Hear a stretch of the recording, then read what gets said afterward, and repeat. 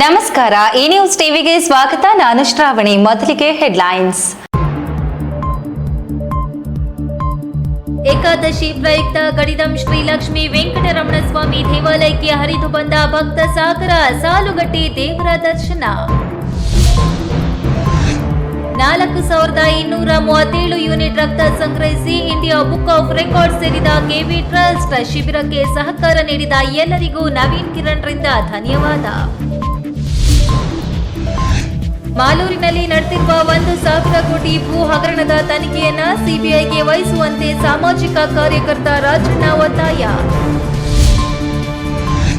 ದೇವೇಗೌಡರ ಯಶಸ್ಸಿನ ಬೆನ್ನೆಲುಬು ಚೆನ್ನಮ್ಮ. ಪ್ರಧಾನಿ ಹಾಗೂ ಸಿಎಂ ಆಗಿ ದೇವೇಗೌಡರು ಜನರ ಸೇವೆ ಮಾಡಲು ಮಾದರಿ ಗೃಹಿಣಿಯಾಗಿದ್ರು. ಮಾಜಿ ಶಾಸಕ ಜಿಕೆ ಕೃಷ್ಣಾರೆಡ್ಡಿ.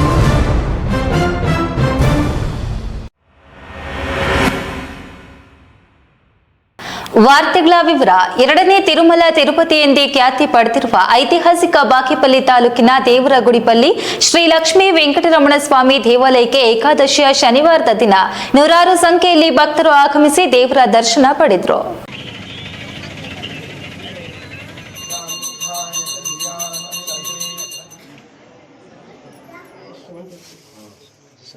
ಏಕಾದಶಿ ಪ್ರಯುಕ್ತ ಬಾಗೇಪಲ್ಲಿ ತಾಲೂಕಿನ ಗಡಿತಾಂ ದೇವಾಲಯದ 108 ಅಡಿಯ ಮುಖ್ಯ ದ್ವಾರದಲ್ಲಿ ತಳಿರು ತೋರಣಗಳಿಂದ ಸಿಂಗರಿಸಲಾಗಿತ್ತು. ದೇವಾಲಯದ ಒಳಗೆ ಹೊರಗೆ ಬಣ್ಣ ಬಣ್ಣದ ಹೂವುಗಳಿಂದ ಮತ್ತು ವಿದ್ಯುತ್ ದೀಪಾಲಂಕಾರ ಮಾಡಲಾಗಿತ್ತು. ಬೆಳಗಿನ ಜಾವ ಭೂನೀಳ ಸಮೇತ ಶ್ರೀ ಲಕ್ಷ್ಮೀ ವೆಂಕಟರಮಣ ಸ್ವಾಮಿಯ ಮೂಲ ವಿಗ್ರಹಕ್ಕೆ ಆಲಯದ ಪ್ರಧಾನ ಅರ್ಚಕ ಕೆ ಪ್ರಕಾಶ್ ರಾವ್ ಅಶ್ವತ್ಥ ನಾರಾಯಣ ಸ್ವಾಮಿ ಆಧ್ವರ್ಯದಲ್ಲಿ ಬೆಳಗಿನ ಜಾವ ಫಲ ಪಂಚಾಮೃತ ಅಭಿಷೇಕ, ಕ್ಷೀರಾಭಿಷೇಕ ಮಾಡಲಾಯಿತು. ಬೆಳಗಿನ ಜಾವದ ಮೊದಲ ದೀಪದಾರ್ತಿ ವೀಕ್ಷಿಸಲು ಭಕ್ತರು ದೇವಾಲಯದಲ್ಲಿ ಜಮಾಯಿಸಿದ್ರು. ಬಾಗೇಪಲ್ಲಿ ಪಟ್ಟಣವಲ್ಲದೆ ತಾಲೂಕಿನ ವಿವಿಧ ಗ್ರಾಮಗಳಿಂದ, ನೆರೆಯ ಆಂಧ್ರಪ್ರದೇಶ, ತೆಲಂಗಾಣ ಸೇರಿದಂತೆ ಅನೇಕ ಕಡೆಗಳಿಂದ ನೂರಾರು ಸಂಖ್ಯೆಯಲ್ಲಿ ದೇವರ ದರ್ಶನಕ್ಕೆ ಸರತಿ ಸಾಲಿನಲ್ಲಿ ನಿಂತಿದ್ರು. ಮಹಿಳೆಯರು ಮತ್ತು ಹೆಣ್ಣು ಮಕ್ಕಳು ತಂಬಿಟ್ಟಿನ ಮತ್ತು ನಿಂಬೆ ಹಣ್ಣಿನಲ್ಲಿ ದೀಪಗಳನ್ನು ಬೆಳಗಿಸಿದ್ರು.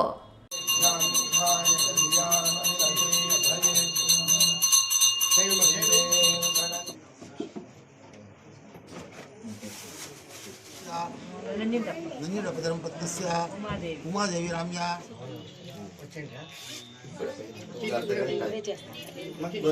ದೇವಾಲಯದ ಅರ್ಚಕ ಅಶ್ವತ್ಥಪ್ಪ ಸ್ವಾಮಿ ಮಾತನಾಡಿ, ಹಿಂದೂ ಧರ್ಮದಲ್ಲಿ ಏಕಾದಶಿ ದಿನ ವಿಷ್ಣು ದೇವರಿಗೆ ಅತ್ಯಂತ ಪವಿತ್ರವಾದ ಉಪವಾಸದ ಅರ್ಪಣೆ ದಿನ. ಶ್ರೀಹರಿ ಮತ್ತು ಲಕ್ಷ್ಮಿಯನ್ನ ಪೂಜಿಸುತ್ತಾರೆ. ಬೆಳಗಿನಿಂದಲೂ ಭಕ್ತರು ದೇವಾಲಯಕ್ಕೆ ಆಗಮಿಸಿ ಶ್ರೀ ಲಕ್ಷ್ಮೀ ವೆಂಕಟರಮಣ ಸ್ವಾಮಿಯ ದರ್ಶನ ಪಡೆಯುತ್ತಿದ್ದಾರೆ ಎಂದು ತಿಳಿಸಿದ್ರು. ಏಕಾದಶಿ ಅಥವಾ ಬಿತ್ತನೆ ಏಕಾದಶಿ, ಶಯನ ಏಕಾದಶಿ ಅಂತ ಕರೆತಕ್ಕಂಥ ಇವತ್ತು ವಿಶೇಷವಾಗಿ ಸ್ವಾಮಿಯವರಿಗೆ ಏಕಾದಶಿಯ ಪರ್ವದಿನ ಮತ್ತು ಶನಿವಾರ ಆಗಿರೋದು ಮಹಾವಿಷ್ಣುವಿಗೆ ತುಂಬ ವಿಶೇಷವಾದ ದಿನ ಅಂತೀವಿ. ಅಂತಹ ವಿಶೇಷವಾದ ದಿನದಲ್ಲಿ ಇವತ್ತು ಬೆಳಗ್ಗೆ ಫಲಪಂಚಾಮೃತ ಅಭಿಷೇಕ, ಅದೇ ರೀತಿಯಾಗಿ ಸಹಸ್ರನಾಮಾವಳಿ ಪೂಜೆ ಮತ್ತು ಭಕ್ತರಿಗೆ ಈ ಒಂದು ವಿಶೇಷವಾದ ಅಲಂಕಾರದಿಂದ ದರ್ಶನ ಭಾಗ್ಯವನ್ನು ನೀಡಲಾಗಿದೆ. ಪಿಎಸ್ ರಾಜೇಶ್, ಈ ನ್ಯೂಸ್ ಟಿವಿ, ಬಾಗೇಪಲ್ಲಿ. ಚಿಕ್ಕಬಳ್ಳಾಪುರ ಜಿಲ್ಲೆಯ ಪ್ರತಿಷ್ಠಿತ ವಿದ್ಯಾಸಂಸ್ಥೆಗಳಲ್ಲಿ ಒಂದಾದ ಕೆವಿ ಮತ್ತು ಪಂಚಗಿರಿ ವಿದ್ಯಾಸಂಸ್ಥೆಗಳನ್ನು ಸ್ಥಾಪಿಸಿದ ಸಿವಿವಿ 111ನೇ ಜಯಂತಿ ಹಾಗೂ 30ನೇ ದತ್ತಿ ದಿನಾಚರಣೆಯ ಅಂಗವಾಗಿ ಕೆವಿ ಕ್ಯಾಂಪಸ್ನಲ್ಲಿ ನಡೆದ ಬೃಹತ್ ರಕ್ತದಾನ ಶಿಬಿರದಲ್ಲಿ 4237 ಯೂನಿಟ್ ರಕ್ತ ಸಂಗ್ರಹಿಸಿ ಜಿಲ್ಲೆ, ರಾಜ್ಯ ಹಾಗೂ ದೇಶದ ಎಲ್ಲ ರೆಕಾರ್ಡ್ಗಳನ್ನು ಮುರಿದು ಇಂಡಿಯಾ ಬುಕ್ ಆಫ್ ರೆಕಾರ್ಡ್ ಸೇರಿದ ಕೆವಿ ಮತ್ತು ಪಂಚಗಿರಿ ವಿದ್ಯಾದತ್ತಿಗಳ ಅಧ್ಯಕ್ಷರು ದಾಖಲೆ ಮಟ್ಟದಲ್ಲಿ ರಕ್ತ ಸಂಗ್ರಹಕ್ಕೆ ಪ್ರತ್ಯಕ್ಷ ಹಾಗೂ ಪರೋಕ್ಷವಾಗಿ ಸಹಕಾರ ನೀಡಿದ ಎಲ್ಲರಿಗೂ ಕೆವಿ ನವೀನ್ ಕಿರಣ್ ಧನ್ಯವಾದಗಳನ್ನು ಅರ್ಪಿಸಿದರು.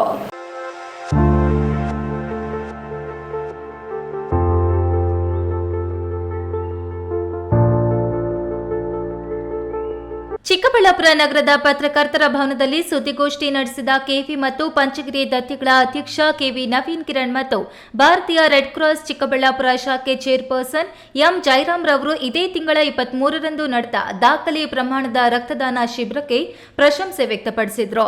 ಕೆವಿ ಟ್ರಸ್ಟ್ ಡೇ ಅಂಗವಾಗಿ ನಡೆದ ರಕ್ತದಾನ ಬೆಳಗ್ಗೆ 8 ಗಂಟೆಗೆ ಪ್ರಾರಂಭವಾಗಿ ರಾತ್ರಿ 7:30ರವರೆಗೂ ರಕ್ತದಾನ ನಡೆಯಿತು. ಸಾವಿರಾರು ಸಂಖ್ಯೆಯಲ್ಲಿ ಸ್ವಯಂ ಪ್ರೇರಿತರಾಗಿ ರಕ್ತದಾನ ಮಾಡಿದ ಎಲ್ಲರಿಗೂ ಧನ್ಯವಾದ ಧನ್ಯವಾದ ತಿಳಿಸಿದ ಕೆವಿ ನವೀನ್ ಕಿರಣ್, ಹಬ್ಬದೋಪಾದಿಯಲ್ಲಿ ನಡೆದ ದಾಖಲೆ ಮಟ್ಟದ ರಕ್ತದಾನ ಶಿಬಿರ ಒಂದೇ ದಿನ ಒಂದೇ ಕಡೆ 4237 ಯೂನಿಟ್ ರಕ್ತ ಸಂಗ್ರಹಿಸಿ ದೇಶದ ಎಲ್ಲ ದಾಖಲೆಗಳನ್ನು ಮುರಿದು ಇಂಡಿಯಾ ಬುಕ್ ಆಫ್ ರೆಕಾರ್ಡ್ ಮತ್ತು ಕರ್ನಾಟಕ ಬುಕ್ ಆಫ್ ರೆಕಾರ್ಡ್ಗೆ ಸೇರ್ಪಡೆಗೊಂಡ ಕೀರ್ತಿಗೆ ಜಿಲ್ಲೆಯ ಎಲ್ಲರೂ ಕಾರಣಕರ್ತರಾಗಿದ್ದಾರೆ. ಕೆವಿ ಮತ್ತು ಪಂಚಗಿರಿ ವಿದ್ಯಾಸಂಸ್ಥೆಗಳ ಸಿಬ್ಬಂದಿ, ಚಾಲಕರು, ವಿವಿಧ ಕಾಲೇಜುಗಳಿಂದ ಬಂದು ರಕ್ತ ನೀಡಿದ ವಿದ್ಯಾರ್ಥಿ ಮತ್ತು ಯುವಕರು, ಜಿಲ್ಲೆಯ ಹೊರಗಡೆಯಿಂದ ಬಂದು ರಕ್ತ ನೀಡಿದ ಯುವಕರಿಗೂ ಪ್ರತ್ಯಕ್ಷ ಹಾಗೂ ಪರೋಕ್ಷವಾಗಿ ಸಹಕಾರ ನೀಡಿದ ಎಲ್ಲರಿಗೂ ನಾನು ಪ್ರತ್ಯೇಕವಾಗಿ ಧನ್ಯವಾದಗಳನ್ನು ಸಲ್ಲಿಸುತ್ತೇನೆ ಎಂದರು. ಇವತ್ತು 2026 23ನೇ ತಾರೀಕು ಜುಲೈ ತಿಂಗಳಲ್ಲಿ ನಡೆದಂತಹ ರಕ್ತದಾನ ಶಿಬಿರ 4237 ಯೂನಿಟ್ಗಳಷ್ಟು ದೊಡ್ಡ ಪ್ರಮಾಣದ ಒಂದು ರಕ್ತದಾನ ಶಿಬಿರ ಆಗಿದೆ. ಮಾಧ್ಯಮದವರ ಗಮನಕ್ಕೆ ತರ್ತಾ ಇರೋದೇನು ಅಂತಂದ್ರೆ, ಕೆಲವರು ಕರ್ನಾಟಕದಲ್ಲಿ ಮಾತ್ರ ರೆಕಾರ್ಡು ಅಂತ ಅದನ್ನ ವಿಶ್ಲೇಷಣೆ ಮಾಡ್ತಾ ಇದ್ದೀರಿ. ಗೂಗಲ್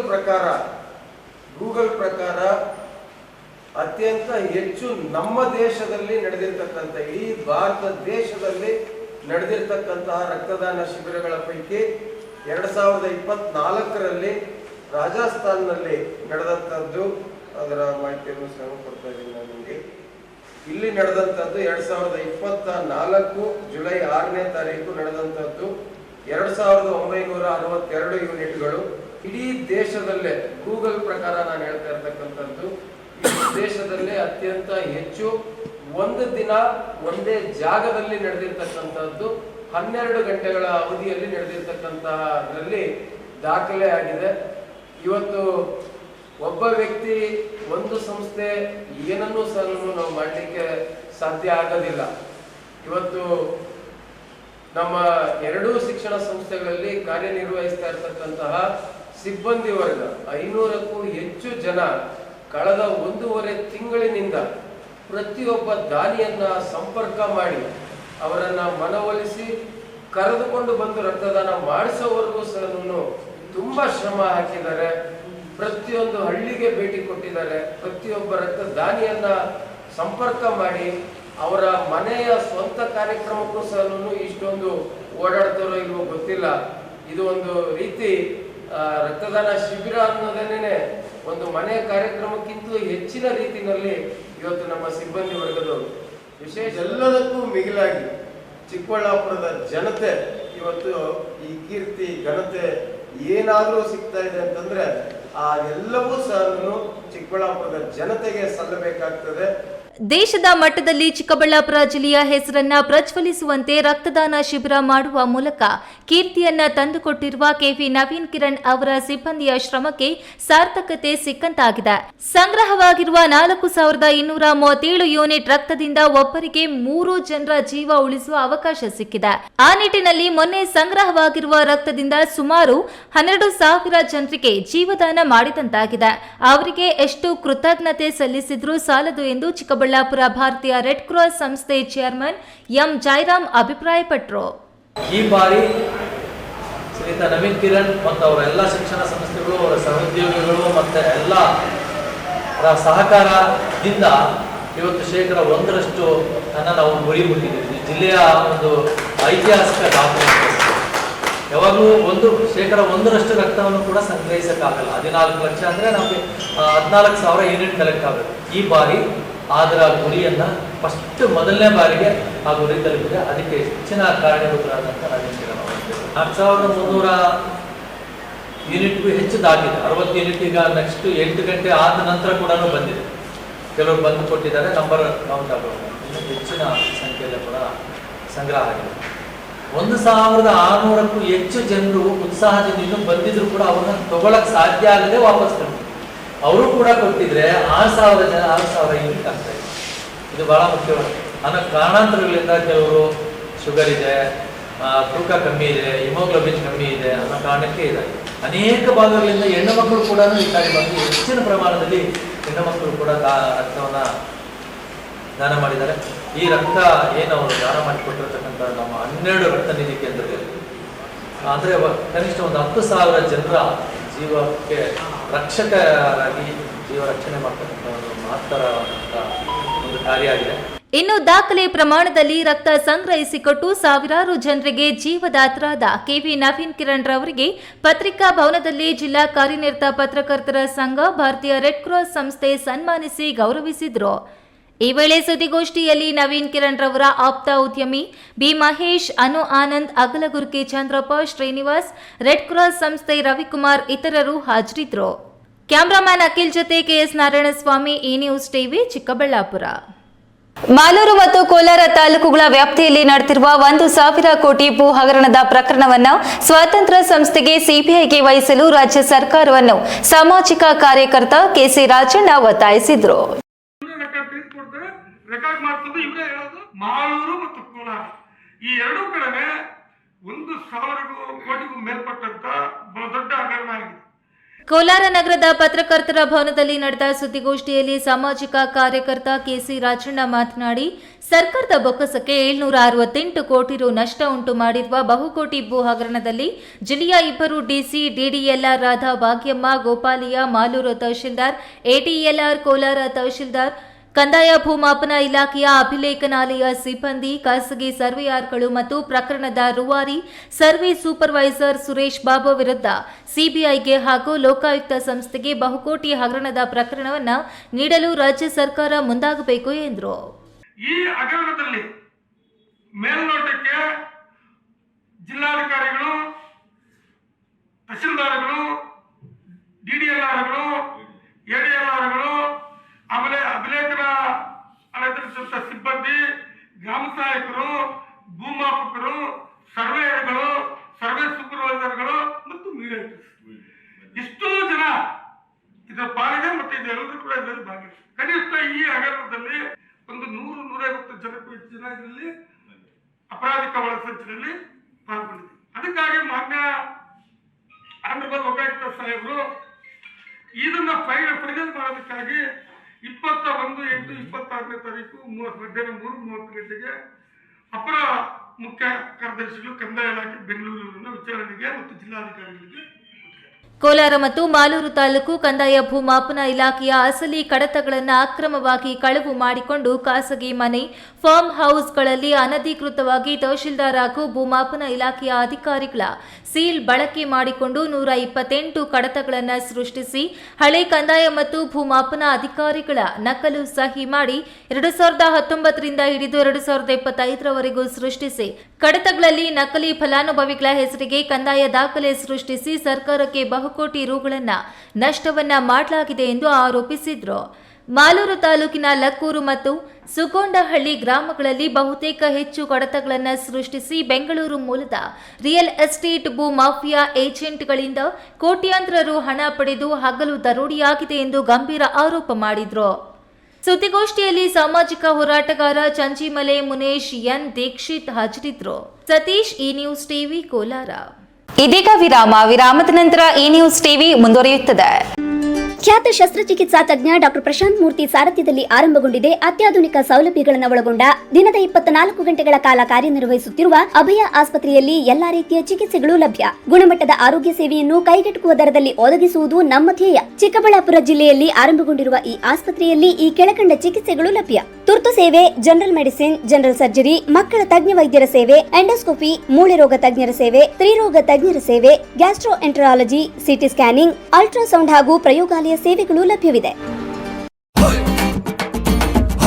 ಭಾರತದ ಪ್ರತಿಷ್ಠಿತ ದ್ವಿಚಕ್ರ ವಾಹನಗಳಲ್ಲಿ ಒಂದಾದ ಹೀರೋ ಬೈಕ್ಗಳು ಚಿಕ್ಕಬಳ್ಳಾಪುರ ಜಿಲ್ಲೆಯಲ್ಲಿ ಲಭ್ಯ. ಉದ್ಯಮಿ ಅಧಿಕೃತ ಡೀಲರ್ ಲಕ್ಷ್ಮೀನಾರಾಯಣ್ ಸಾರಥ್ಯದಲ್ಲಿ ಆರಂಭವಾಗಿರುವ ಶೋರೂಮ್ ಹಲವು ವೈಶಿಷ್ಟ್ಯತೆಗಳಿಂದ ಕೂಡಿದೆ. ಹೀರೋ ಕಂಪನಿಯ ಬೈಕ್ಗಳ ಅಧಿಕೃತ ಮಾರಾಟಗಾರರು ಮತ್ತು ಸರ್ವಿಸ್ ಸೆಂಟರ್ ಸೇವೆಗಳು ಚಿಕ್ಕಬಳ್ಳಾಪುರದಲ್ಲಿ ಈಗ ಲಭ್ಯ. ವಿಳಾಸ: ವಿಶಾಲ್ ಮಾರ್ಟ್ ಮುಂಭಾಗ, ಬೇಬಿ ರಸ್ತೆ, ಚಿಕ್ಕಬಳ್ಳಾಪುರ. ವಿರಾಮದ ನಂತರ ಈ ನ್ಯೂಸ್ ಟಿವಿಗೆ ಸ್ವಾಗತ. ದೇವೇಗೌಡರು ದೇಶದ ಪ್ರಧಾನಿಯಾಗಿ, ರಾಜ್ಯದ ಮುಖ್ಯಮಂತ್ರಿಯಾಗಿ ಸಾಲು ಸಾಲು ಜನಪರ ಸೇವೆಗಳನ್ನ ಮಾಡಲು ಅವರ ಬೆನ್ನೆಲುಬಾಗಿ ನಿಂತವರು ಶ್ರೀಮತಿ ಚೆನ್ನಮ್ಮನವರು. ಮಾದರಿ ಗೃಹಿಣಿಯಾಗಿ ದೇವೇಗೌಡರ ಪ್ರತಿಯೊಂದು ಕಷ್ಟ ಸುಖಗಳಲ್ಲಿ ಸಾಥ್ ನೀಡಿದ ಅವರ ನಿಸ್ವಾರ್ಥ ಸೇವೆ ಹಾಗೂ ಸರಳತೆ ಸದಾ ಸ್ಮರಣೀಯ ಎಂದು ಮಾಜಿ ಶಾಸಕ ಜೆಕೆ ಕೃಷ್ಣಾರೆಡ್ಡಿ ಕೊಂಡಾಡಿ ಶ್ರದ್ಧಾಂಜಲಿ ಸಲ್ಲಿಸಿದರು.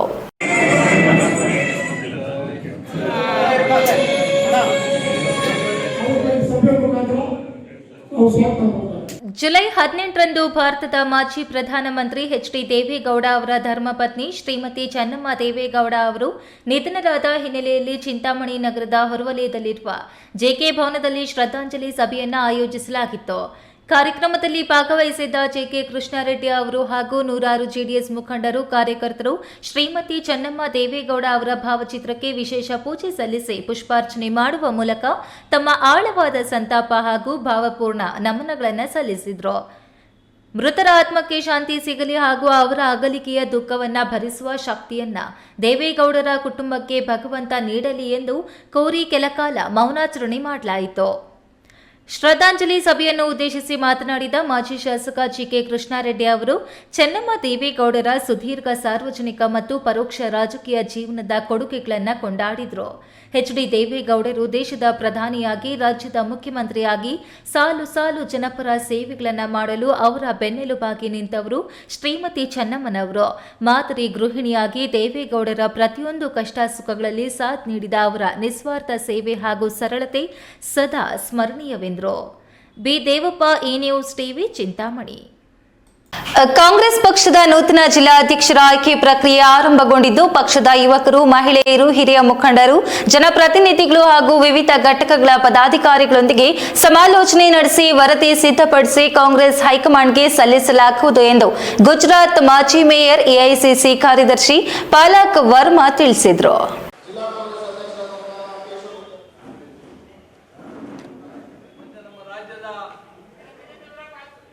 ಚಿಕ್ಕಬಳ್ಳಾಪುರ ನಗರದ ಪತ್ರಕರ್ತರ ಭವನದಲ್ಲಿ ಸುದ್ದಿಗೋಷ್ಠಿಯಲ್ಲಿ ಮಾತನಾಡಿದ ಗುಜರಾತ್ ಮಾಜಿ ಮೇಯರ್ ಎಐಸಿಸಿ ಕಾರ್ಯದರ್ಶಿ ಪಾಲಕ್ ವರ್ಮಾ, ಜಿಲ್ಲೆಯ ಎಲ್ಲ ಮುಖಂಡರ ಅಭಿಪ್ರಾಯಗಳನ್ನು ಪಡೆದು ಸಮರ್ಥ ಹಾಗೂ ಸಂಘಟನಾ ಸಾಮರ್ಥ್ಯ ಹೊಂದಿರುವ ಜಿಲ್ಲಾ ಅಧ್ಯಕ್ಷರನ್ನು ಆಯ್ಕೆ ಮಾಡಲಾಗುವುದು. ಆಯ್ಕೆಯಾದ ಅಧ್ಯಕ್ಷರಿಗೆ ಅಗತ್ಯ ತರಬೇತಿ ನೀಡಿ ಪಕ್ಷದ ಸಂಘಟನೆ ಬಲಪಡಿಸುವ ಕಾರ್ಯದಲ್ಲಿ ತೊಡಗಿಸಿಕೊಳ್ಳುವಂತೆ ಸಜ್ಜುಗೊಳಿಸಲಾಗುತ್ತದೆ. ಕಾಂಗ್ರೆಸ್ ಪಕ್ಷ ದೇಶಕ್ಕೆ ಸ್ವಾತಂತ್ರ್ಯ ತಂದುಕೊಡುವಲ್ಲಿ ಪ್ರಮುಖ ಪಾತ್ರ ವಹಿಸಿದೆ. ಇದೀಗ ರಾಹುಲ್ ಗಾಂಧಿ ಅವರ ಮಾರ್ಗದರ್ಶನದಲ್ಲಿ ಪಕ್ಷವನ್ನ ಮತ್ತಷ್ಟು ಬಲಪಡಿಸುವ ಉದ್ದೇಶದಿಂದ ಸಂಘಟನ್ ಸೃಜನ್ ಅಭಿಯಾನ ಹಮ್ಮಿಕೊಳ್ಳಲಾಗಿದೆ. ಇದರ ಭಾಗವಾಗಿ ಕೆಪಿಸಿಸಿ ವತಿಯಿಂದ ರಾಜ್ಯದ ಎಲ್ಲ ಜಿಲ್ಲೆಗಳಿಗೆ ಹೊಸ ಅಧ್ಯಕ್ಷರ ನೇಮಕ ಪ್ರಕ್ರಿಯೆ ನಡೆಯುತ್ತಿದೆ ಎಂದು ವಿವರಿಸಿದರು.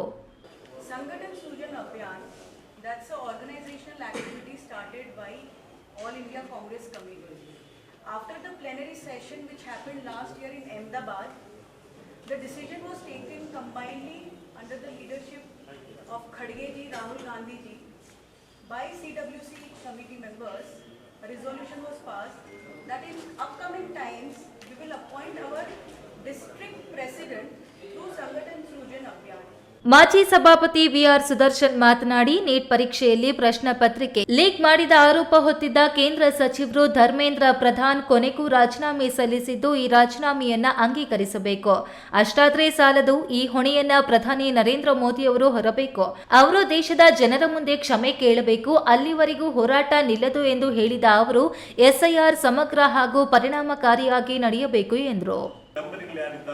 ಅವ್ರ ಹೆಸರು ಯಾವುದೇ ಕಾರಣಕ್ಕಾಗಿ, ಯಾಕಂದ್ರೆ ನಮ್ದು ಇನ್ಕ್ಲೂಸಿವ್ ಅಪ್ರೋಚ್, ಬಿಜೆಪಿ ಅವ್ರದ್ದು ಎಕ್ಸ್ಕ್ಲೂಸಿವ್. ನಾವು ಮತದಾರರ ಪಟ್ಟಿಯನ್ನು ನಾವು ಸೇರಿಸ್ತಕ್ಕಂಥ ಜವಾಬ್ದಾರಿ ನಾವು ಹೊತ್ಕೊಂಡಿದ್ರೆ, ಮತದಾರರ ಪಟ್ಟಿಯಿಂದ ಮತದಾರರ ಹೆಸರನ್ನ ಹೇಗೆ ಹೊರಗಾಕ್ಬೇಕು ಅನ್ನೋದು ಬಿಜೆಪಿಯವರು ಅವರು ಮಾಡ್ತಾ ಇರ್ತಕ್ಕಂಥ ಕೆಲಸ. ಅದನ್ನ ಹೇಗೆ ಉಪಯೋಗ ಮಾಡ್ಕೊಳ್ಳೋಕೆ ಹೊರಟಿದ್ದಾರೆ ಅಂತ ಹೇಳಿದ್ರೆ, ಎಲೆಕ್ಷನ್ ಕಮಿಷನ್ ಅನ್ನು ಉಪಯೋಗ ಮಾಡ್ಕೊಳ್ಳಿಕ್ಕೆ ಹೊರಟಿದ್ದಾರೆ. ಅದಕ್ಕೆ ನಾವು ಯಾವುದೇ ಕಾರಣಕ್ಕೆ ಅವಕಾಶವನ್ನು ನಾವು ಕೊಡೋದಿಲ್ಲ.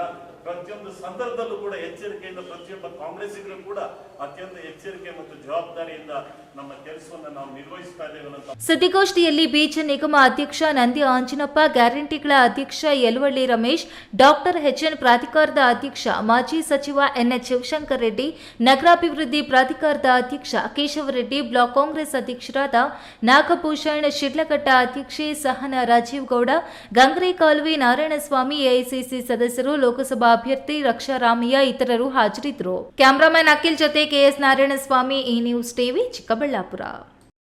ದೆಹಲಿಯಲ್ಲಿ ಪ್ರತಿಭಟನಾ ನಿರತ ವಿದ್ಯಾರ್ಥಿಗಳ ಮೇಲೆ ಪೊಲೀಸರ ದಾಳಿ ಖಂಡಿಸಿ ವಿದ್ಯಾರ್ಥಿಗಳ ಪ್ರತಿಭಟನೆ ಬೆಂಬಲಿಸಿ ಶುಕ್ರವಾರ ರಾತ್ರಿ ಸಿಪಿಎಂನ ಸಾಮೂಹಿಕ ಸಂಘಟನೆಗಳ ಮುಖಂಡರು ಮೇಣದ ಬತ್ತಿ ಹಿಡಿದು ಕೇಂದ್ರ ಸರ್ಕಾರದ ವಿರುದ್ಧ ಧಿಕ್ಕಾರಗಳನ್ನು ಕೂಗಿದ್ರು. 2 ನಿಮಿಷಗಳ ಕಾಲ ಮೌನಾಚರಣೆ ಮಾಡಿದ್ರು. ಜನಗೀತೆಗಳು, ಹೋರಾಟದ ಗೀತೆಗಳನ್ನ ಹಾಡಿದ್ರು.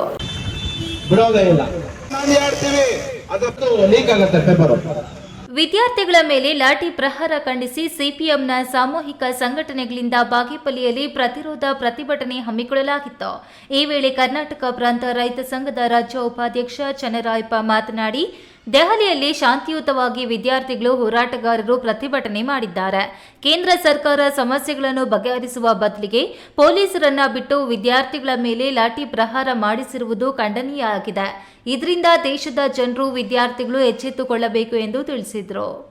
ಇವತ್ತು ಇಷ್ಟೆಲ್ಲ ಭ್ರಷ್ಟಾಚಾರದಲ್ಲಿ ಮುಳುಗಿರ್ತಕ್ಕಂಥ ಕೇಂದ್ರ ಸರ್ಕಾರ ಇವತ್ತು ನೇರವಾಗಿ ವಿದ್ಯಾರ್ಥಿ ಈ ದೇಶದ ಭೌತಿಕ ಸಂಪತ್ತಿನ ಮೇಲೆ ಪೆಟ್ಟು ಬೀಳಿಸ್ತಕ್ಕಂಥದಕ್ಕೆ ಇವತ್ತು ಕೈ ಹಾಕಿರ್ತಕ್ಕಂಥದ್ದು. ಇದು ಕೇವಲ ಸುಮ್ಮನೆ ನೀಟು ಸೋರಿಕೆ ಅಲ್ಲ.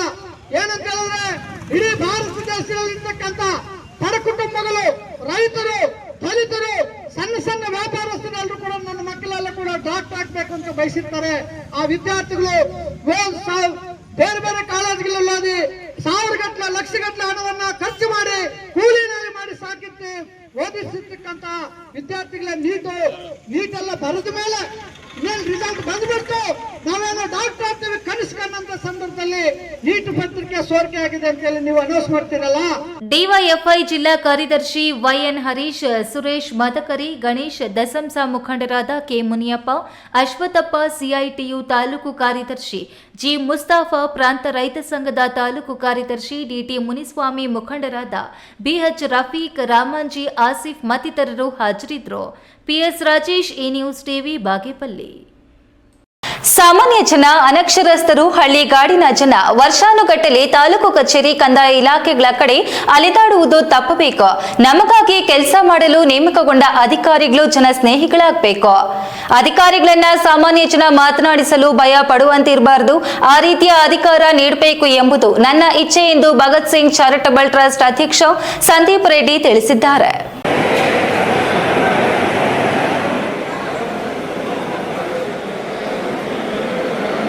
ಚಿಕ್ಕಬಳ್ಳಾಪುರದ ಪೆರೇಸಂದ್ರ ಗ್ರಾಮದಲ್ಲಿ ಉಚಿತ ಆರೋಗ್ಯ ತಪಾಸಣಾ ಶಿಬಿರ ನಡೆಸಿದ ಸಂದೀಪ್ ರೆಡ್ಡಿ ಇಂದು ಹೊಸಹುಡ್ಯ ಪಂಚಾಯಿತಿ ವ್ಯಾಪ್ತಿಯ ಜಾತವಾರದಲ್ಲಿ ಉಚಿತ ಆರೋಗ್ಯ ತಪಾಸಣಾ ಶಿಬಿರ ಹಮ್ಮಿಕೊಂಡಿದ್ರು.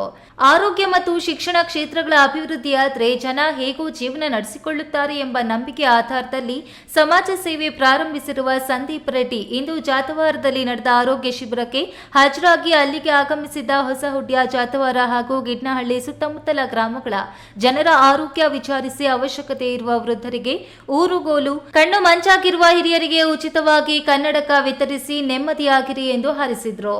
ಈ ವೇಳೆ ಮಾತನಾಡಿದ ಅವರು, ಕ್ಷೇತ್ರದಲ್ಲಿ ಜನ ನೆಮ್ಮದಿ ಜೀವನ ನಡೆಸಬೇಕು ಅಂದ್ರೆ ಮೊದಲು ತಾಲೂಕು ಕಚೇರಿ, ಕಂದಾಯ ಇಲಾಖೆ ಸುಧಾರಣೆಯಾಗಬೇಕು.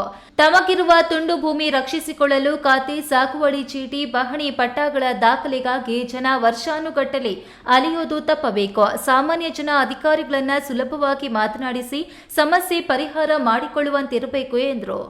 ಅದೇ ರೀತಿ ಇನ್ನೊಂದಷ್ಟು ಎಲ್ಲ ಆದರೆ ಮಾಮೂಲಿ ಜನಕ್ಕೆ ಪಾಪ ಏನಂತಂದರೆ ಅಲ್ಲಿ ಹೋಗಿ ತಾಲೂಕಾದಲ್ಲಿ ಯಾರು ತಹಸೀಲ್ದಾರ್ ಗೊತ್ತಿಲ್ಲ, ಶಿರಸ್ತೇದಾರ್ ಗೊತ್ತಿಲ್ಲ, ಒಬ್ಬ VA ಗೊತ್ತಿಲ್ಲ, ಅಂಥ ಜನ ಹೋಗಿ ಅಲ್ಲಿ ಕಾಯ್ಕೊಂಡಿರ್ತಾರೆ. ಯಾರನ್ನು ಮಾತಾಡಬೇಕು ಏನು ಅಂತ ಗೊತ್ತಿಲ್ಲ. ಬೆಳಗ್ಗೆಯಿಂದ ಸಾಯಂಕಾಲದವರೆಗೂ ಪಾಪ ಇಲ್ಲಿ ರೈತ ವರ್ಗದವ್ರು ಇರ್ಬೋದು, ಬೇರೆ ವಿದ್ಯಾರ್ಥಿಗಳಿರ್ಬೋದು, ಯುವಕರು, ಹೆಣ್ಮಕ್ಳು ಯಾರು ಕೇಳಬೇಕು ಅನ್ನೋ ಪರಿಸ್ಥಿತಿಯಲ್ಲೂ ಭಯ. ಏನೋ ಅಧಿಕಾರಿಗಳು ಮಾತಾಡಬೇಕಾದ್ರೆ ಯಾರನ್ನೋ ದೊಡ್ಡ ಇವ್ರನ್ನ ಮಾತಾಡ್ತಾ ಇದ್ದೀವೇನೋ ಅನ್ನುವಂತಹ ಒಂದು ಪರಿಸ್ಥಿತಿಗೆ ಇವತ್ತೂ ಸಹ ಇದೆ. ಆ ರೀತಿ ವಾತಾವರಣ ಇವತ್ತೂ ಸಹ ಇದೆ. ಆ ರೀತಿ ವಾತಾವರಣ ಹೋಗಬೇಕು. ಏನು ಜನಸ್ನೇಹಿ ಸರ್ಕಾರಗಳು ಬರಬೇಕು. ಎಲ್ಲರಿಗೂ ಈಸಿಯಾಗಿ ಕೆಲಸಗಳಾಗುವಂಥದ್ದಾದರೆ ನಿಜಕ್ಕೂ ನನ್ನ ದೇಶ ಇನ್ನೂ ಮುಂದುವರಿತದೆ. ದೇಶದ ಜನ ಆಶೀರ್ವಾದ ಮಾಡ್ತಾರೆ ಎಲ್ಲರಿಗೂ ಅಂತ. ಇನ್ನು ಮೊನ್ನೆ ನಡೆದ ಕೆವಿ ಕ್ಯಾಂಪಸ್ನಲ್ಲಿ ನಡೆದ ರಕ್ತದಾನ ಶಿಬಿರದ ಬಗ್ಗೆ ಮಾತನಾಡಿದ, ದಾಖಲೆ ಪ್ರಮಾಣದ ರಕ್ತ ಸಂಗ್ರಹಿಸಿ ಇಂಡಿಯಾ ಬುಕ್ ಆಫ್ ರೆಕಾರ್ಡ್ಗೆ ಸೇರ್ಪಡೆಯಾಗಿರುವುದು ಅಂದ್ರೆ ಅದು ಚಿಕ್ಕಬಳ್ಳಾಪುರದವರಿಗೆ ಮಾತ್ರ ಸಾಧ್ಯ ಎಂಬುದನ್ನು ಸಾಬೀತುಪಡಿಸಿದ್ದಾರೆ. ಅವರಿಗೆ ಅಭಿನಂದನೆಗಳನ್ನು ತಿಳಿಸುತ್ತೇನೆ ಎಂದರು. ಕ್ಯಾಮರಾಮನ್ ಅಖಿಲ್ ಜೊತೆ ಕೆಎಸ್ ನಾರಾಯಣಸ್ವಾಮಿ, ಈ ನ್ಯೂಸ್ ಟಿವಿ, ಚಿಕ್ಕಬಳ್ಳಾಪುರ. ಕೋಲಾರ ಸಂದೇಶ್ ರವರ ಮೇಲೆ ಕಾನೂನು ರೀತಿಯಲ್ಲಿ ಕ್ರಮ ವಹಿಸಿ ಎಂದು ಶಾಸಕ ಸುಬ್ಬಾರೆಡ್ಡಿ ಅಭಿಮಾನಿಗಳು ಹಾಗೂ ಕಾಂಗ್ರೆಸ್ ಪಕ್ಷದ ಕಾರ್ಯಕರ್ತರು ಗುಡಿಬಂಡೆ ಪೊಲೀಸ್ ಠಾಣೆಗೆ ದೂರನ್ನ ಸಲ್ಲಿಸಿ ಠಾಣೆಗೆ ಅವರನ್ನ ಕರೆಸಿ ಎಂದು ಪಟ್ಟು ಹಿಡಿದು ಮನವಿ ಮಾಡಿದ್ದಾರೆ. ವೆಂಕಟೇಶ್ ಇರ್ಬೋದು ಅಥವಾ ಈಗಿನ ರಾಜಕಾಂತ್ ಇರ್ಬೋದು, ಇವರೆಲ್ಲ ಬರಲಿ. ದಲಿತ ಫಲಾನುಭವಿಗಳಿಂದ ಬಂದಿರ್ತಕ್ಕಂಥ ಜನ. ಶಾಸಕ ಸುಬ್ಬಾರೆಡ್ಡಿ ಅವರ ಅಭಿಮಾನಿಗಳು ಹಾಗೂ ಕಾಂಗ್ರೆಸ್ ಪಕ್ಷದ ಕಾರ್ಯಕರ್ತರು ಗುಡಿಬಂಡೆ ಪೊಲೀಸ್ ಠಾಣೆ ಮುಂದೆ ಕೆಲಕಾಲ ಪ್ರತಿಭಟನೆಯನ್ನ ನಡೆಸಿದ್ರು. ಈ ವೇಳೆ ಪ್ರತಿಭಟನೆಯನ್ನ ಉದ್ದೇಶಿಸಿ ಮಾತನಾಡಿದ ಕಾಂಗ್ರೆಸ್ ಪಕ್ಷದ ಮುಖಂಡ ಕೃಷ್ಣೇಗೌಡ, ಕೋಲಾರ ಸಂದೇಶ್ ಎಂಬುವವರು ಶಾಸಕ ಸುಬ್ಬಾರೆಡ್ಡಿ ಅವರ ಬಗ್ಗೆ ತುಂಬಾ ಹಗುರವಾಗಿ ಮಾತನಾಡಿದ್ದಾರೆ. ಒಬ್ಬ ಜನಪ್ರತಿನಿಧಿಯನ್ನ ಯಾವ ರೀತಿ ಸಂಬೋಧಿಸಬೇಕು ಎಂದು ಅವರಿಗೆ ಅರಿವು ಇಲ್ಲ. ಜನರ ಸಮಸ್ಯೆಗಳ ಬಗ್ಗೆ ಮಾತನಾಡಲಿ, ಆದ್ರೆ ರಾಜಕೀಯ ಮಾಡುವುದು ಅವರಿಗೆ ಸರಿಯಲ್ಲ. ಕ್ಷೇತ್ರದ ಬಗ್ಗೆ ಮಾತನಾಡಲು ಅವರಿಗೆ ಹೇಳಿ ಕಳುಹಿಸಿದ್ದಾರೆ. ಶಾಸಕರ ಬಗ್ಗೆ ಮಾತನಾಡುವುದು ನಿಲ್ಲಿಸದೇ ಇದ್ರೆ ನಾವು ಮುಂದೆ ಹೋರಾಟ ಮಾಡಬೇಕಾಗುತ್ತೆ ಎಂದರು. ನಂತರ ದಲಿತ ಮುಖಂಡ ಚೆಂಡೂರು ರಮಣ ಮಾತನಾಡಿ, ನಮ್ಮ ಅಣ್ಣ ಚೆಂಡೂರು ವೆಂಕಟೇಶ್ ಕೋಲಾರ ಜಿಲ್ಲೆಯಲ್ಲಿ ಜಿಲ್ಲಾ ಸಂಚಾಲಕರಾಗಿ ದಲಿತ ವಿದ್ಯಾರ್ಥಿ ಸಂಘಟನೆಯಲ್ಲಿ ರಾಜ್ಯದಲ್ಲಿ ಕೆಲಸ ಮಾಡಿದ್ರು. ಒಂದು ಕಾರು ತೆಗೆದುಕೊಳ್ಳಲು ಆಗಲಿಲ್ಲ. ಸಂದೇಶ್ ಬಳಿ ಅಷ್ಟೊಂದು ಕಾರುಗಳು ಬರಲು ಆದಾಯ ಏನು ಎಂದು ಪ್ರಶ್ನೆ ಮಾಡಿದ್ರು. ರಾಜ್ಯದ ಉದ್ದಗಲಕ್ಕೂ ಬ್ಲಾಕ್ ಮೇಲ್ ಮಾಡಿಕೊಂಡು ಜೀವನ ಮಾಡುತ್ತಿದ್ದೀಯಾ? ಎಲ್ಲಿ ಸಹ ದಲಿತರಿಗೆ ಭೂಮಿಯನ್ನ ಕೊಡಿಸಿಲ್ಲ. ನೀನು ಸಿಎಂ ಮನೆಯ ಬಳಿ ಎಷ್ಟು ಜನರನ್ನ ಸೇರಿಸುತ್ತೀಯೋ ಅದಕ್ಕಿಂತ 3 ಪಟ್ಟು ಜನರನ್ನ ಅದೇ ದಿನ ಕರೆದುಕೊಂಡು ಹೋರಾಟಕ್ಕೆ ಬರುತ್ತೇವೆ. ಶಾಸಕರು ಭೂಮಿ ಕಬಳಿಕೆ ಮಾಡಿರುವುದು ಸಾಬೀತು ಮಾಡಿದ್ರೆ ನಾವು ಸಂಘಟನೆಗೆ ರಾಜೀನಾಮೆಯನ್ನ ಕೊಡುತ್ತೇವೆ. ನೀನು ಗುಡಿಬಂಡೆಗೆ ಬಂದು ಹೋರಾಟ ಮಾಡುವುದನ್ನಾದ್ರೂ ನೋಡುತ್ತೇವೆ ಎಂದು ಎಚ್ಚರಿಸಿದ್ರು. ಸುಬ್ಬಾರೆಡ್ಡಿಯನ್ನ ಕಬಳಿಕೆ ಮಾಡಿಲ್ಲ. ನೀವು ಸುಮ್ಮನೆ ಈ ಪೇಪರು ಮೀಡಿಯಾವರು ಒಂದು ರೀತಿ ಇದು ಮಾಡಿದ್ರು. ಎಲ್ಲರೂ ಹಂಗಿಲ್ಲ. ನೀವು ಅದನ್ನ ನೋಡಿಕೊಂಡು ಬಂದ್ಬಿಟ್ಟು ನೀವು ಇಲ್ಲಿ ಸುಬ್ಬಾರೆಡ್ಡಿ ಸಚಿವರಾಗ್ತಾರೆ ಅಂತ ನಿಮಗೆ ಅದೇ ನೀವು ಸಾಕ್ಷಿ ಇಟ್ಕೊಂಡು ಯಾರೋ ದುಡ್ಡು ಕೊಡ್ತಾರೆ ಅಂತ ಬಂದ್ಬಿಟ್ಟಿರೋ ತಪ್ಪ. ನೀನು ಏನು ಇಲ್ಲಿ ಮಾಡೋಕ್ಕಾಗಲ್ಲ. ದಯವಿಟ್ಟು ನೀವು ಇದನ್ನ ಅರ್ಥ ಮಾಡಿಕೊಂಡು ನೀವು ಚಾಲೆಂಜ್ ಬಂದರೆ ಬನ್ನಿ, ಒಂದು ಕಡೆ ಸೇರೋಣ. ಈಗ ಸುಬ್ಬಾರೆಡ್ಡಿ ಏನನ್ನ ಆಸ್ತಿ ಸಿಕ್ಕಿದ್ರೆ ನೀವು ಚಾಲೆಂಜ್ ಮಾಡೋಣ. ಸುಮ್ಮನೆ ಇದೆಲ್ಲ ಮಾಡೋದು ತಪ್ಪು ಅಂತ ದಲಿತ ಸಂಘರ್ಷ ಸಮಿತಿ ಮುಖಾಂತರ ನಾನು ಹೇಳ್ತೇನೆ. ಈ ಸಂದರ್ಭದಲ್ಲಿ ಯುವ ಕಾಂಗ್ರೆಸ್ ಪ್ರಧಾನ ಕಾರ್ಯದರ್ಶಿ ರಮೇಶ್, ಕಾಂಗ್ರೆಸ್ ಪಕ್ಷದ ಮುಖಂಡರಾದ ಹಳೆ ಯರಹಳ್ಳಿ ಪ್ರಕಾಶ್, ಮಾಜಿ ಜಿಲ್ಲಾ ಪಂಚಾಯಿತಿ ಅಧ್ಯಕ್ಷ ಎಂವಿ ಕೃಷ್ಣಪ್ಪ, ನವೀನ್, ನಂಜುಂಡ, ನಾರಾಯಣಸ್ವಾಮಿ, ದೂಮಗುಂಟಹಳ್ಳಿ ಮೂರ್ತಿ, ರಿಯಾಜ್, ಸುಬ್ರಾಯಪ್ಪ, ಸೋಮೇನಹಳ್ಳಿ ಅಶ್ವಥಪ್ಪ, ಲಘುಮೇನಹಳ್ಳಿ ಗಂಗಪ್ಪ ಸೇರಿದಂತೆ ಇನ್ನಿತರರು ಭಾಗವಹಿಸಿದ್ರು. ಮಂಜುನಾಥ್ ಬಿ, ಈ ನ್ಯೂಸ್ ಟಿವಿ, ಗುಡಿಬಂಡೆ. ವಿದ್ಯಾರ್ಥಿಗಳು ಮೊಬೈಲ್ ಬಳಕೆಯನ್ನ ಸೀಮಿತಗೊಳಿಸಿ ಸಮಯವನ್ನ ವ್ಯರ್ಥ ಮಾಡದೆ ಓದಿನ ಕಡೆ ಹೆಚ್ಚಿನ ಗಮನ ಹರಿಸುವ ಮೂಲಕ ಜೀವನದಲ್ಲಿ ಗುರಿ ಸಾಧನೆಗೆ ಶ್ರಮಿಸಬೇಕು ಎಂದು ಶಿಡ್ಲಘಟ್ಟ ಸರ್ಕಾರಿ ಪದವಿ ಪೂರ್ವ ಕಾಲೇಜಿನ ಪ್ರಾಂಶುಪಾಲ ಸಿ ವೆಂಕಟಶಿವರೆಡ್ಡಿ ಹೇಳಿದರು.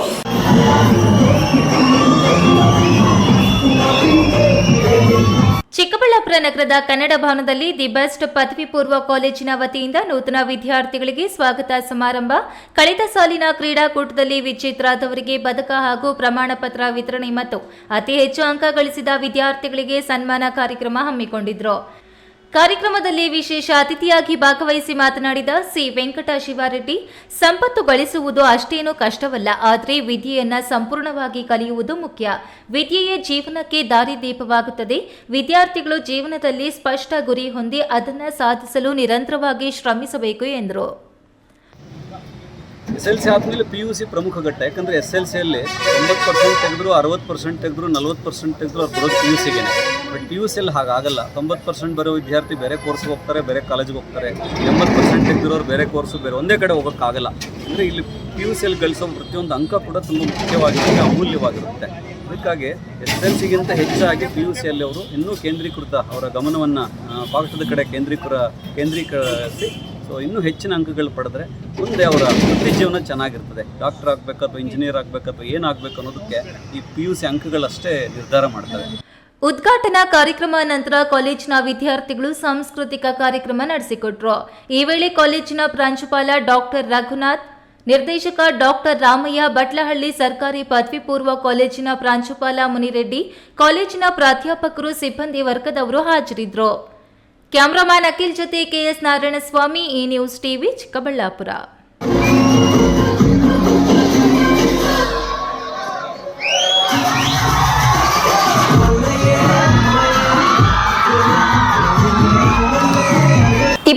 ವರ್ಷಗಳಿಂದ ಸಮಾಜ ಸೇವೆಯಲ್ಲಿ ಬಾಗೇಪಲ್ಲಿ ಶಾಸಕರು 8,000 ಉಚಿತ ಮದುವೆ ಮಾಡಿಸಿ 4,000 ಸೀಮೆ ಹಸುಗಳನ್ನು ನೀಡಿ ಸಾವಿರಾರು ಉಚಿತ ಶಸ್ತ್ರಚಿಕಿತ್ಸೆ ಮಾಡಿಸಿದ್ದಾರೆ.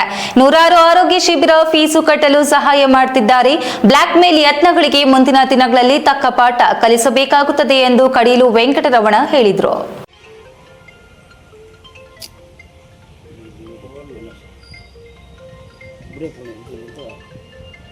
ಚೇಳೂರು ಪ್ರವಾಸಿ ಮಂದಿರದಲ್ಲಿ ದಸಂಸ ಜಿಲ್ಲಾ ಸಂಚಾಲಕ ಕಡೀಲು ವೆಂಕಟರಮಣ ಮಾತನಾಡಿ, ಬಾಗೇಪಲ್ಲಿ ಕ್ಷೇತ್ರದ ಇತಿಹಾಸ ಮತ್ತು ದಲಿತ ಹೋರಾಟಗಳ ಗಂಧ ಗಾಳಿಯೇ ಗೊತ್ತಿಲ್ಲದ ಸಂದೇಶ್ ಎಂಬುವವರು ಶಾಸಕ ಎಸ್ಎನ್ ಸುಬ್ಬಾರೆಡ್ಡಿ ಕುರಿತು ಸಾರ್ವಜನಿಕವಾಗಿ ಅವಹೇಳನಕಾರಿ ಹಾಗೂ ಆಧಾರ ರಹಿತ ಆರೋಪ ಮಾಡಿರುವುದು ಬ್ಲಾಕ್ಮೇಲ್ ತಂತ್ರ. ಇದೇ ವರ್ತನೆ ಪುನರಾವರ್ತನೆ ಆದರೆ ಪರಿಣಾಮ ಕೆಟ್ಟದಾಗಿರುತ್ತದೆ. ಎಲ್ಲ ದಲಿತ ಮುಖಂಡರು ಶಾಸಕರ ಬೆನ್ನಿಗೆ ಇದ್ದು ಕೆಲಸ ಮಾಡುತ್ತಿದ್ದು, ಅವರು ದಲಿತ ಸಮುದಾಯಗಳ ಅಭಿವೃದ್ಧಿಗೆ ಅಷ್ಟೇ ಪ್ರಾಮಾಣಿಕವಾಗಿ ಶ್ರಮಿಸುತ್ತಿದ್ದಾರೆ. ಶಾಸಕರ ಬಗ್ಗೆ ಮಾತನಾಡುವ ಯೋಗ್ಯತೆ ಮತ್ತು ಅರ್ಹತೆ ಇಲ್ಲ ಎಂದು ಎಚ್ಚರಿಕೆ ನೀಡಿದರು. ದಯವಿಟ್ಟು ನಮ್ಮ ಭಾಗದಲ್ಲಿ ನಮ್ಮ ಶಾಸಕರಂತೂ ಫಸ್ಟ್ ಟೈಮ್ ನಾವು ಕೇಳ್ತಾ ಇರೋದು, ಅವರು 3 ಬಾರಿ ಗೆದ್ದಿದ್ದಾರಂತೆ. ಅವರು ಪಾಪ ಬಡವ ಸೇವೆ ಮಾಡ್ತಾರೆ. ಅವರು 24 ಗಂಟೆ ರಾತ್ರಿ 2 ಗಂಟೆಗೆ ಹೋಗ್ತಾರೆ ಮನೆಗೆ, ಹಳ್ಳಿಗೆ ಹೋಗಿ ಭೇಟಿ ಮಾಡ್ತಾರೆ. ಜನ ಸಮಸ್ಯೆಗಳನ್ನ ಬಗ್ಗೆ ವಾರಕ್ಕೊಂದ್ಸಲ ಅವರು ನಿಮ್ಮಂತೆ ನೀವು ಜನಸ್ವಂತ ಕಾರ್ಯಕ್ರಮ ಮಾಡ್ತಾ ಇದ್ದಾರೆ. ಇವ್ರು ಕೂಡ ಪ್ರತಿಯೊಂದು ಬುಧವಾರ ಶಾಸಕರು ಮಾಡಲ್ಲ, ಪ್ರತಿಯೊಂದು ಬುಧವಾರ ಇವ್ರು ಕೂಡ ಜನರ ಸಮಸ್ಯೆಗಳನ್ನ ಅದೇ ಜನಸ್ವಂತ ಕಾರ್ಯಕ್ರಮ ಇಟ್ಕೊಂಡು ಜನರ ಸಮಸ್ಯೆ ಸಮಸ್ಯೆಗಳನ್ನೆಲ್ಲ ಸ್ಪಾಟ್ಗೆ ಸರ್ಕಲ್ ಇನ್ಸ್ಪೆಕ್ಟರ್ ಆಗಿರ್ಬೋದು, ತಹಸೀಲ್ದಾರ್ ಆಗಿರ್ಬೋದು, ಇವಾಗಲೂ ಅಲ್ಲೇ ಸ್ಪಾಟ್ ಕರೆದು ಅಲ್ಲಿ ಸಮಸ್ಯೆ ಏನಿದ್ರೆ ಆ ಸಮಸ್ಯೆಗಳನ್ನು ಬಗೆಹರಿಸೋ ಕೆಲಸ ನಮ್ಮ ಶಾಸಕರು ಮಾಡ್ತಾರೆ. ಈ ವೇಳೆ ಚೇಳೂರು ತಾಲೂಕು ದಲಿತ ಮುಖಂಡರಾದ ಪಿ ಮಂಜುನಾಥ್, ಚಂದ್ರ ಚಾಕವೇಲು, ಹರೀಶ್ ಮತ್ತಿತರರು ಹಾಜರಿದ್ದರು. ಜೆವಿ ಚಲಪತಿ, ಈ ನ್ಯೂಸ್ ಟಿವಿ, ಚೇಳೂರು.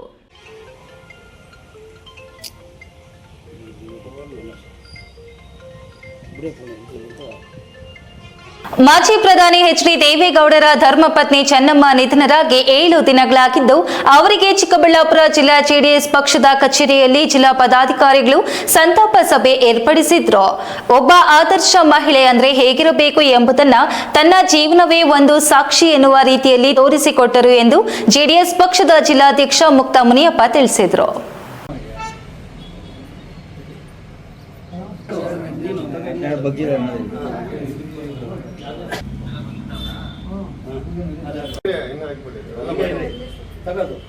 ಮಣ್ಣಿನ ಮಗ ಮಾಜಿ ಪ್ರಧಾನಿ ಎಚ್.ಡಿ. ದೇವೇಗೌಡರ ಧರ್ಮಪತ್ನಿ ದಿವಂಗತ ಚೆನ್ನಮ್ಮ ಅವರು ನಿಧನರಾಗಿ 7 ದಿನಗಳಾಗಿದ್ದು, ಅವರ ಆತ್ಮಕ್ಕೆ ಶಾಂತಿ ಸಿಗಲಿ, ಅವರಿಗೆ ಸ್ವರ್ಗ ಪ್ರಾಪ್ತಿಯಾಗಲಿ ಎಂದು ಚಿಕ್ಕಬಳ್ಳಾಪುರ ಜಿಲ್ಲಾ ಜನತಾದಳ ಕಚೇರಿಯಲ್ಲಿ ಅವರಿಗೆ ಸಂತಾಪ ಸಭೆ ಹಮ್ಮಿಕೊಳ್ಳಲಾಗಿತ್ತು.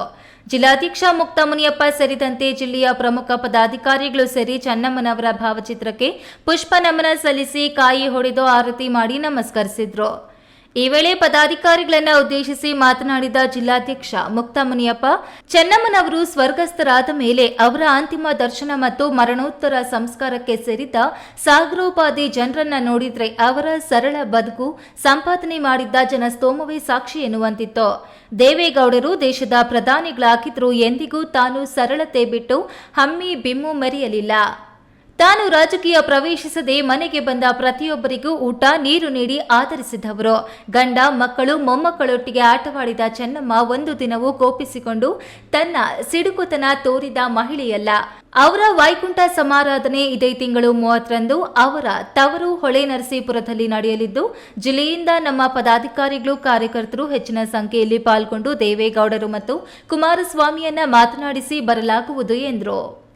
ಆಮೇಲೆ ಬಡಬಗ್ಗರು ಯಾರನ್ನ ಹೋದ್ರೆ ಅವ್ರ ಮನೆಗೆ ಹೋದ್ರೆ ಒಂದು ಪೊಲೀಸ್ ಅಧಿಕಾರಿಗಾಗಲಿ, ಅವ್ರಿಗೇನು ಕ್ವಾರ್ಟರ್ಸ್ ಆಗಲಿ, ಆಮೇಲೆ ಮದುವೆಗಳಿಗಾಗಲಿ ಸಾವಿರಾರು ಜನಕ್ಕೆ ಮಾಡಿದ್ದಾರೆ ಅಂದ್ರೆ ಸಾಕ್ಷಿ ಅವತ್ತು ಮಣ್ಣಾಗಿದ್ದ ದಿವಸ ಅವತ್ತು ಸೋಮವಾರ ಅವತ್ತು ಗೊತ್ತಾಗುತ್ತೆ.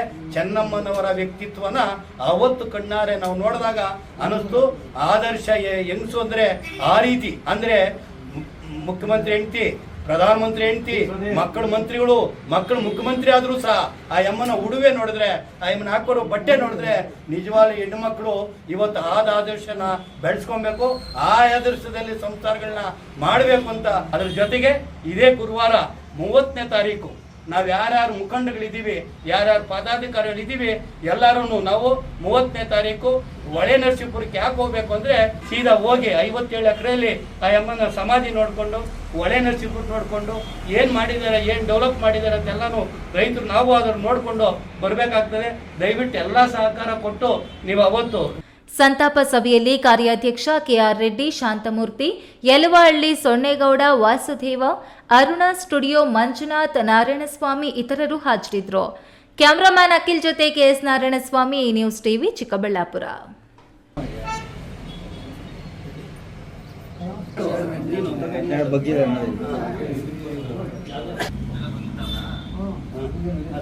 ಇನ್ನು ತಗೋದು.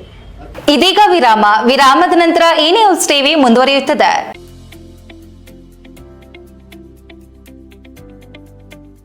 ಶಾಂತ ಸಮೂಹ ಶಿಕ್ಷಣ ಸಂಸ್ಥೆಗಳು ಪೇರೆಸಂದ್ರ ಚಿಕ್ಕಬಳ್ಳಾಪುರ.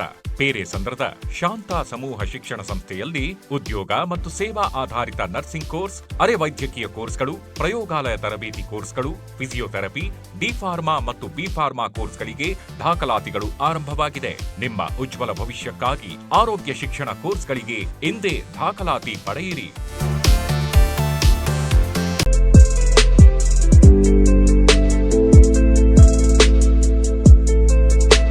ಜೀವನ್ ಆಸ್ಪತ್ರೆ, ಬಿಬಿ ರಸ್ತೆ, ಚಿಕ್ಕಬಳ್ಳಾಪುರ. ಕೇಂದ್ರ ಸರ್ಕಾರದ NABH ಮಾನ್ಯತೆ ಪಡೆದ ಚಿಕ್ಕಬಳ್ಳಾಪುರ ಜಿಲ್ಲೆಯ ಮೊದಲ ಆಸ್ಪತ್ರೆ. ಡಾಕ್ಟರ್ IS ರಾವ್ ಸಾರಥ್ಯದಲ್ಲಿ 14 ವರ್ಷಗಳಿಂದ ಆರೋಗ್ಯ ಸೇವೆಯಲ್ಲಿ ಜೀವನ್ ಆಸ್ಪತ್ರೆ. 15,000ಕ್ಕೂ ಹೆಚ್ಚು ಹೆರಿಗೆ ಮಾಡಿಸಿರುವ ಖ್ಯಾತ ಪ್ರಸೂತಿ ತಜ್ಞ ಡಾಕ್ಟರ್ IS ರಾವ್ ನೇತೃತ್ವದಲ್ಲಿ ತಜ್ಞ ವೈದ್ಯರು, ವೈದ್ಯಕೀಯ ಪರಿಣಿತ ಸಿಬ್ಬಂದಿಯೊಂದಿಗೆ ದಿನದ 24 ಗಂಟೆಯೂ ಯಶಸ್ವಿಯಾಗಿ ಕಾರ್ಯನಿರ್ವಹಿಸುತ್ತಿರುವ 50 ಹಾಸಿಗೆಗಳ ಜೀವನ್ ಆಸ್ಪತ್ರೆ ಸಾರ್ವಜನಿಕರ ವಿಶ್ವಾಸಾರ್ಹತೆಗೆ ಪಾತ್ರವಾಗಿದೆ. ಈ ಆಸ್ಪತ್ರೆಯಲ್ಲಿ ಪ್ರಸೂತಿ ತಜ್ಞರು, ಮಕ್ಕಳ ತಜ್ಞ ವೈದ್ಯರು, ಜನರಲ್ ಫಿಸಿಷಿಯನ್, ಶಸ್ತ್ರಚಿಕಿತ್ಸಾ ತಜ್ಞರು, ಮೂಳೆ ವೈದ್ಯರು, ENT ತಜ್ಞರು, ಮೂತ್ರಕೋಶ ತಜ್ಞರು ಹಾಗೂ ನರರೋಗ ತಜ್ಞರ ಸೇವೆ ಲಭ್ಯ ಇದೆ. ಸುಸಜ್ಜಿತವಾದ ಆಪರೇಷನ್ ಕೊಠಡಿಗಳು, ನವಜಾತ ಶಿಶುಗಳಿಗಾಗಿ ತೆರೆದಿರುವ NICUನಲ್ಲಿ ತಜ್ಞ ಮಕ್ಕಳ ವೈದ್ಯರ ಸೇವೆ, CT ಸ್ಕ್ಯಾನ್, ಅತ್ಯಾಧುನಿಕ ಪ್ರಯೋಗಾಲಯ, ಔಷಧಾಲಯ ಸೇವೆಗಳು ದಿನದ 24 ಗಂಟೆಯೂ ಲಭ್ಯ. ಗುಣಮಟ್ಟದ ವೈದ್ಯಕೀಯ ಸೇವೆ ನಮ್ಮ ಆದ್ಯತೆ. ವಿರಾಮದ ನಂತರ ಈ ನ್ಯೂಸ್ ಟಿವಿಗೆ ಮತ್ತೆ ಸ್ವಾಗತ. ಇದೀಗ ಸಂಕ್ಷಿಪ್ತ ಸುದ್ದಿಗಳು. ತುಮಕೂರು ಜಿಲ್ಲೆಯ ಕೊರಟಗೆರೆ ಕ್ಷೇತ್ರದ ಅಭಿವೃದ್ಧಿಯ ಹರಿಕಾರ ಮಾಜಿ ಸಚಿವರು ಹಾಗೂ ಹಿರಿಯ ಜನನಾಯಕ ಶ್ರೀ ಸಿ ವೀರಣ್ಣ ಇನ್ನಿಲ್ಲ. ಪ್ರಾಮಾಣಿಕತೆ, ಪಾರದರ್ಶಕತೆ ಮತ್ತು ಸರಳತೆಯ ರಾಜಕಾರಣಕ್ಕೆ ಹೆಸರಾಗಿದ್ದ ಸಿ ವೀರಣ್ಣ ಅವರ ನಿಧನದಿಂದಾಗಿ ನಾಡಿನ ರಾಜಕೀಯ ಕ್ಷೇತ್ರ ಬಡವಾಗಿದೆ. 1983 ಮತ್ತು 1985ರ ಚುನಾವಣೆಯಲ್ಲಿ ಕೊರಟಗೆರೆ ಕ್ಷೇತ್ರದಿಂದ ಜನತಾ ಪಕ್ಷದ ಶಾಸಕರಾಗಿ ಆಯ್ಕೆಯಾದ ವೀರಣ್ಣ ರಾಜಕೀಯದಲ್ಲಿ ಹೊಸ ಇತಿಹಾಸ ಸೃಷ್ಟಿಸಿದವರು. ಅತ್ಯಂತ ಚಿಕ್ಕ ವಯಸ್ಸಿನಲ್ಲಿಯೇ ಕರ್ನಾಟಕ ವಿಧಾನಸಭೆಯ ಉಪಸಭಾಪತಿಯಾಗಿ ಕಾರ್ಯನಿರ್ವಹಿಸಿದ ಹೆಗ್ಗಳಿಕೆ ಇವರದ್ದು. ರಾಮಕೃಷ್ಣ ಹೆಗಡೆ ಹಾಗೂ SR ಬೊಮ್ಮಾಯಿ ಅವರ ಸಂಪುಟದಲ್ಲಿ ಸಣ್ಣ ಉಳಿತಾಯ, ಸಾರಿಗೆ, ಕೈಗಾರಿಕೆ ಮತ್ತು ವಾಣಿಜ್ಯ ಹಾಗೂ ಬಂದೀಖಾನೆ ಸೇರಿದಂತೆ ಬರೋಬ್ಬರಿ 7 ಪ್ರಮುಖ ಖಾತೆಗಳನ್ನು ಸಮರ್ಥವಾಗಿ ನಿಭಾಯಿಸಿದ ಹೆಗ್ಗಳಿಕೆ ವೀರಣ್ಣ ಅವರದ್ದು.